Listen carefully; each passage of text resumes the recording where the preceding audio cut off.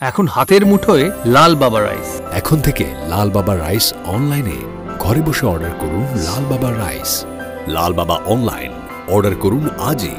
লাল বাবা রাইস, স্বাদ ও স্বাস্থ্য একসাথে পাবেন শুধুমাত্র লাল বাবাতে। স্বপ্নের কেরিয়ার গড়তে চান? আসুন যোগ দিন MCRS নলেজ ক্যাম্পাসে। পূর্ব বর্ধমানে অবস্থিত আমাদের ক্যাম্পাসে আমরা অফার করছি নার্সিং ও প্যারামেডিক্যাল কোর্স। সবুজ ঘেরা হাইটেক ক্যাম্পাস, সঙ্গে কলেজ সংলগ্ন অত্যাধুনিক হস্টেল। এখানে অভিজ্ঞ শিক্ষক ও শিক্ষিকারা আপনাকে আধুনিক চিকিৎসা পদ্ধতি ও প্রযুক্তির মাধ্যমে প্রশিক্ষণ দিচ্ছেন। আমাদের কোর্সগুলিতে আপনি পাবেন হাতে কলমে প্রশিক্ষণ এবং প্রয়োজনীয় দক্ষতা অর্জনের সুযোগ। বিশ্বমানের পরিকাঠামো ও সুবিধা আপনার শিক্ষা জীবনকে করবে আরো সুন্দর ও সহজ। আপনার স্বপ্নের ক্যারিয়ার শুরু হোক এইখানে, MCRS নলেজ ক্যাম্পাসে। MCRS নলেজ ক্যাম্পাস, আপনার ভবিষ্যতের পথপ্রদর্শক। মুক্ত আওয়াজ ডিজিটাল মিডিয়ায় ক্রীড়া বিষয়ে আলোচনা। ক্রীড়া বিষয়ে আলোচনা করতে গেলেই যেটা আজকে জুন মাসের 4 তারিখ, আজকে জুন মাসের 4 তারিখ এবং আমরা গতকাল আমরা দেখলাম আমাদের যে T20 IPL-এর ফাইনাল খেলা। সেখানে ফাইনাল খেলা গতকাল এই প্রথম IPL বিরাট কোহলি দল, যেটা RCB রয়্যাল চ্যালেঞ্জার্স বেঙ্গালুরু, তারা এবার জিতেছে, চ্যাম্পিয়ন হয়েছে এবং পাশাপাশি হচ্ছে পাঞ্জাব কিংস, তারা রানার্স হয়েছে। IPL-এর খেলা গতকাল আমরা দেখেছি এবং তারপরে আজকে সেই যে চ্যাম্পিয়ন দল বেঙ্গালুরু এবং সেই দলে অবশ্যই আছেন বিরাট কোহলি এবং বেঙ্গালুরু যে IPL-এর এত বছর পর 18 বছর পর তারা চ্যাম্পিয়ন হয়েছে। এই ট্রফি তারা এবারই প্রথম পেয়েছে এই টুর্নামেন্টে। তাদের সম্বর্ধনায় একটা খুবই দুঃখজনক ঘটনা ঘটে গেছে, যেটা বেঙ্গালুরুতে হয়েছে চিন্নাস্বামী স্টেডিয়ামে। সেখানে সম্বর্ধনায় মানুষের, ক্রীড়াপ্রেমী মানুষের এতটাই বেশি উন্মাদনা, মানে সেখানে এখন পর্যন্ত বিকেল পর্যন্ত যে টিভি চ্যানেলের খবরে যেটুকু দেখেছি আজকের ঘটনা, সেটা হচ্ছে অন্তকে 8 থেকে 10 জন মারা গেছে বলে টিভি চ্যানেলের খবর বিকেল পর্যন্ত দেখানো হয়েছে। 8 থেকে 10 জন ক্রীড়াপ্রেমী মানুষের মৃত্যু হয়েছে, যেটা পদপিষ্ট হয়ে মারা গেছে, এবং আহত আরও অনেক বেশি। এই রকম না হলেই ভালো হতো, মানে এরকম আমরা কখনোই চাই না। খেলার মাঠে খেলা দেখতে গিয়ে দর্শকদের, ক্রীড়াপ্রেমীরা কোনো বিপদে পড়ুক, বা খেলার পরে খেলোয়াড়দের তো সম্বর্ধনা থাকেই। খেলার পরে কোনো বিশেষত কোনো ক্লাবের খেলায় থাকলে সেই ক্লাবের যারা ক্রীড়াপ্রেমী থাকে তারা একটা সম্বর্ধনা, তাদের নিয়ে একটা উন্মাদনা, উৎসাহ থাকে। এবং দেশের খেলা হলেও দেখা যায় বিশ্বকাপ ক্রিকেট বা বিশ্বকাপ ফুটবল যাই হোক, সেই ট্রফি নিয়ে তারা যখন নিজের দেশে ফেরে, সেখানেও একটা সেই দেশের সমর্থকদের একটা ভালোবাসা সেখানে থাকে। অন্তকে আমরা দেখেছি বিদেশে খেলা হলেও সেই প্লেয়াররা যখন ট্রফি নিয়ে এয়ারপোর্টে নামে, সেখান থেকে তাদের মিছিল করে নিয়ে যাওয়া হয়।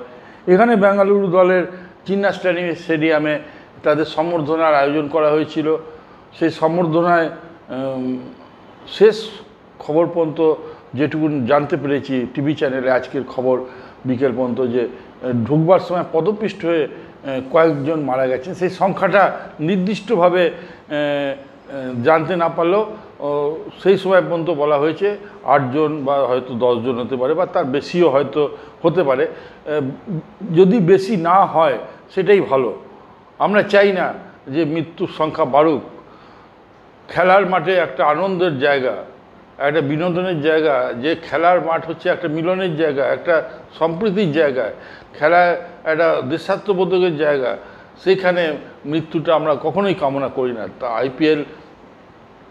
এই IPL নিয়ে মানুষের অনেক উন্মাদনা আছে, মানুষের মধ্যে অনেক, এই T20 মানেই উন্মাদনা, 4-6 খেলা। আবার এই T20 নিয়ে অনেক সমালোচনাও শোনা যায়, এটা নাকি কেউ অনেক সময় আলোচনায় উঠে এসছে এটা নাকি সেটিং খেলা, এটা নাকি মানে খেলোয়াড়দের মানে কীরকম খেলবে এগুলো সব সময় নাকি নির্দিষ্ট হয় না, এইরকম কথা শুনেছি। এগুলো শোনা কথা কতটা সত্যি কতটা মিথ্যে এইগুলো বিশ্লেষণ নিশ্চয়ই যারা ক্রীড়া বিশ্লেষক আছে তারা করবেন। আমরা এইটুকুন বলতে পারি আইপিএল খুব জনপ্রিয় খেলা, এর পক্ষে অনেক মানুষ আছেন। এই খেলা একটা T20 20 ওভারের খেলা, আবার কিছু মানুষ এটা নিয়ে যারা বিরূপ বলেন, এটা নিয়ে নাকি সত্যি মিথ্যা বিশ্লেষণের মধ্যে আমি যাব না, তবে এটা নিয়ে নাকি নানা রকম বাজিও ধরা হয়। সেই বাজি ধরা হয় কি হয় না সেই বিশ্লেষণের মধ্যে না গিয়েও আমি বলতে পারি খেলা ক্রীড়াপ্রেমী হিসাবে আইপিএল একটা সত্যি একটা উন্মাদনার খেলা। আইপিএল আশায় ক্রিকেটারদের অনেক লাভ হয়েছে, ক্রিকেটাররা টাকা পাচ্ছেন। আমরা কালকে দেখলাম যে ফাইনাল হলো বিরাট কোহলি তো আমাদের টেস্ট ক্রিকেটে, ওয়ানডে ম্যাচে, T20-তে বিরাট কোহলির অনেক রকম রেকর্ড আছে। বিরাট কোহলির টেস্টে সেঞ্চুরি আছে, তার ওয়ানডে সাফল্য, T20-তে সাফল্য। বিরাট কোহলির ফ্যান যারা ক্রিকেট খেলা ভালোবাসে তারা বিরাট কোহলিকে ভালোবাসেন। বিরাট কোহলির খেলা আমাদের দেশে ছিলেন সচিন তেন্ডুলকারের সময় সবাই জানতো যে ভারতের সচিন তেন্ডুলকার আছে, ভারতের একজন ব্যাটসম্যান যে মাঠে থাকলে ভারতকে ভরসা দেয়। সেরকম বিরাট কোহলি পরবর্তী সময়ে এসছেন আমাদের। বিরাট কোহলি সত্যি ভারতীয় একটা ক্রিকেটের উজ্জ্বলতম তারকা। সেই বিরাট কোহলির দল বলতে গেলে যে 18 বছর ধরে বেঙ্গালুরু যে অপেক্ষা করেছে, তারা চেষ্টা করেছে কিন্তু পারেনি। 18 বছরের মধ্যে এবার প্রথম তারা ফাইনালে উঠে তারা এবার কাপ যেটা অধরা ছিল সেটা তারা এবার চ্যাম্পিয়ন হয়েছে। সুতরাং আমরা বিরাট কোহলিকে হাতে আইপিএল যে কাপ দেখে যারা ক্রিকেট প্রেমী তারা খুব খুশি হয়েছে। পাশাপাশি তো এটাও বলতে হবে যে আর একটা দল যারা রানার্স হয়েছে, পাঞ্জাব কিংস, তার রানার্স হলেও পাঞ্জাব কিংসের খেলাও কিন্তু মানুষকে খুবই মানে উৎসাহ দিয়েছে।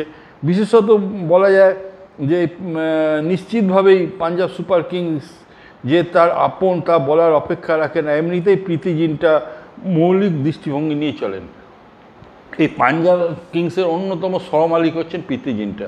এই প্রীতি জিন্টা কিন্তু খেলার মাঠে অনেকের দৃষ্টি আকর্ষণ করেছে। প্রীতি জিন্টা একজন বলিউডের নামকরা অভিনেত্রী, নায়িকা। তিনি যখন নায়িকা ছিলেন তিনি একজন সফল নায়িকা ছিলেন, তার প্রচুর ফ্যান।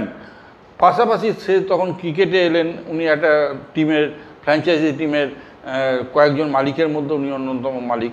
কিন্তু প্রীতি জিন্টা মালিক হিসেবে শুধু নয়, একজন ক্রিকেট প্রেমী হিসেবে মাঠে উপস্থিত থেকে তার টিম জিতলেও তিনি তার খেলোয়াড়দের পাশে থাকেন, আবার জিততে না পারলেও তিনি খেলোয়াড়দের পাশে থাকেন। প্রীতি জিন্টা একটা খুবই ক্রিকেট প্রেমীদের কাছে একটা খুবই একজন উৎসাহী ক্রিকেট প্রেমী। প্রীতি জিন্টা মৌলিক দৃষ্টিভঙ্গি নিয়ে চলেন। আইপিএল ফাইনালে ট্রফির কাছে এসেও এবার ট্রফি অধরা থেকে যাওয়ায় ক্রীড়াপ্রেমীদের সহানুভূতি প্রীতি জিন্টার প্রতি থাকলেও সেটা স্বাভাবিক। এবার না হলেও আগামীতে হবেই, এই কথা মাথায় রেখে প্রীতি জিন্টা নিশ্চয়ই আগামী বছরের জন্য তার দলের খেলোয়াড়দের বাছাই করবে।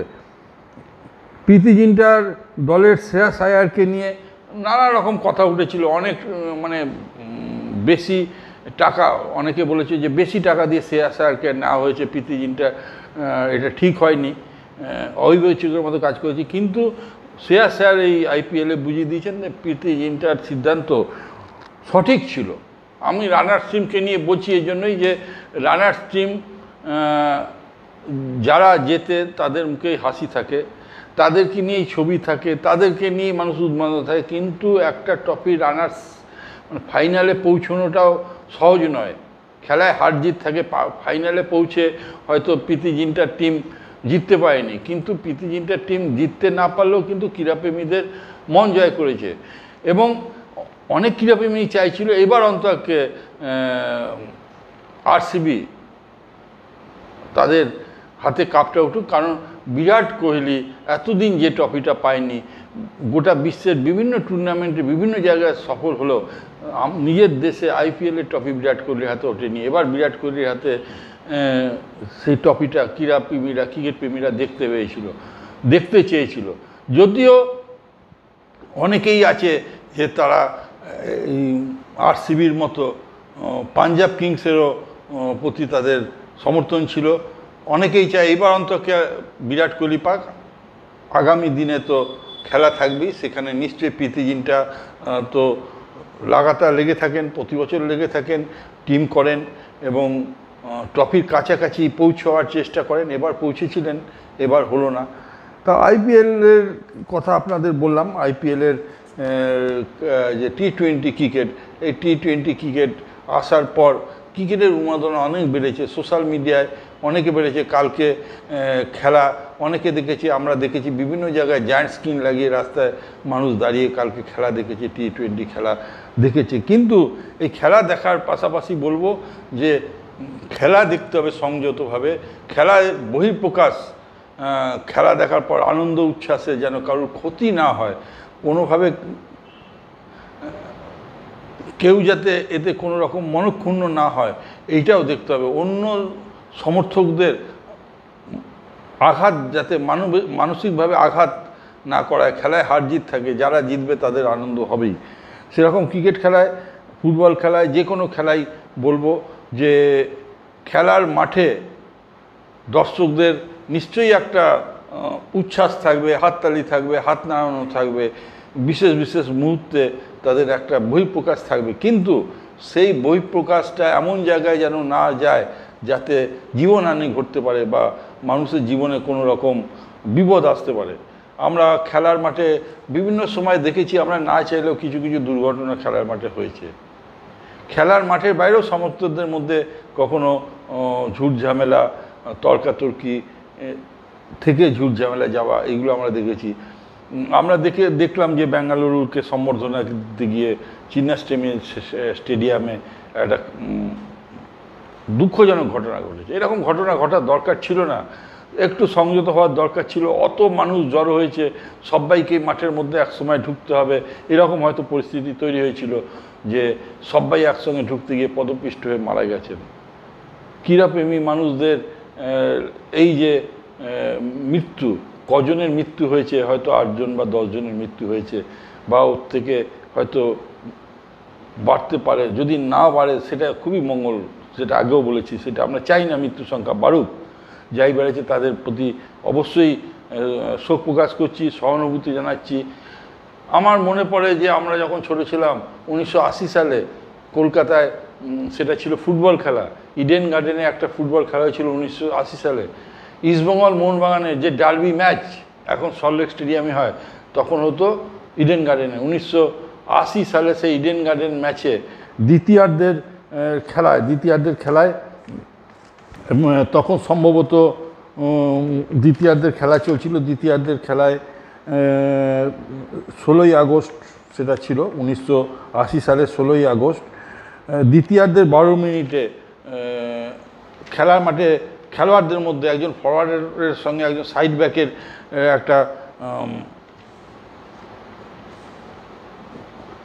তর্কাতর্কি হয়, এবং শুধু তর্কাতর্কি না, এটা মানে একটা সংঘাত তৈরি হয় খেলার মাঠে। খেলার মাঠে একটা সংঘাত তৈরি হতে পারে। রেফারি কড়া হাতে সেটা ট্যাকেল করেছিলেন, দুজনকে লাল কার্ড দেখিয়ে সেই মাঠ থেকে। মোহনবাগানের সবুজ মেরুন জার্সি পরে একজন এবং লাল হলুদ জার্সি পরে একজন, দুজনকেই লাল কার্ড দেখিয়ে মাঠ থেকে বার করে দিয়েছিলেন রেফারি। কিন্তু সেই আজ সেটা গ্যালারিতে গিয়ে পৌঁছেছিল। গ্যালারি, পুলিশ ভূমিকা সেই সময় সমালোচিত হয়েছিল, পুলিশের ভূমিকা 80 সালে বিভিন্ন পত্রিকায়। তখন দেখা গেছে যে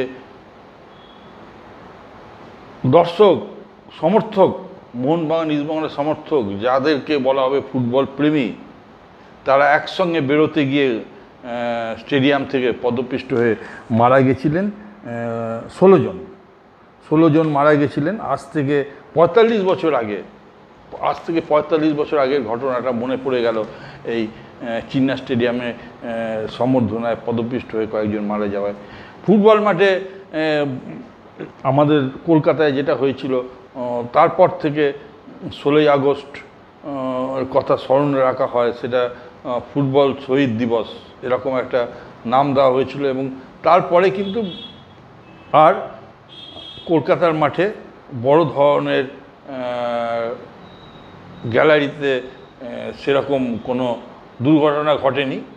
আশা করব যে খেলার মাঠের যে আনন্দ, খেলার মাঠের যে উত্তেজনা, সেটা উপভোগ করার সঙ্গে সঙ্গে এইটাও খেয়াল রাখতে হবে যে বিরোধী পক্ষ, বিরোধী সমর্থক, তাদের সঙ্গে কোনো রকমভাবেই বিরোধিতা এমন পর্যায়ে যাতে না পৌঁছয় যেটা কোনোভাবেই মানুষকে বিপদ সৃষ্টি করতে পারে, মানুষের সংহতি নষ্ট করতে পারে, সুসম্পর্ক নষ্ট করতে পারে। কারণ খেলা হচ্ছে এমন একটা জিনিস যেটাকে বলে স্পোর্টসম্যান স্পিরিট, মানে নিজেদের মধ্যে একটা সংহতি থাকবে, নিজেদের মধ্যে ভালোবাসা থাকবে, নিজেদের মধ্যে একটা দেশের হয়ে খেলা থাকলে দেশাত্মবোধ থাকবে, ক্লাবের প্রতি খেলা থাকলে ক্লাবের প্রতি ভালোবাসা থাকবে, নিজের ক্লাবকে নিশ্চয়ই, নিজের দেশের খেলাকে নিশ্চয়ই সাপোর্ট করবে, কিন্তু অপরকেও সম্মান দিতে হবে। এই বলে এবং খেলার মাঠে যাতে আগামী দিনে সবাই সংযত যদি থাকে, আর যাতে কোনো দুর্ঘটনা না ঘটে, এটুকু কামনা করে আমার সংক্ষিপ্ত কথা শেষ করছি।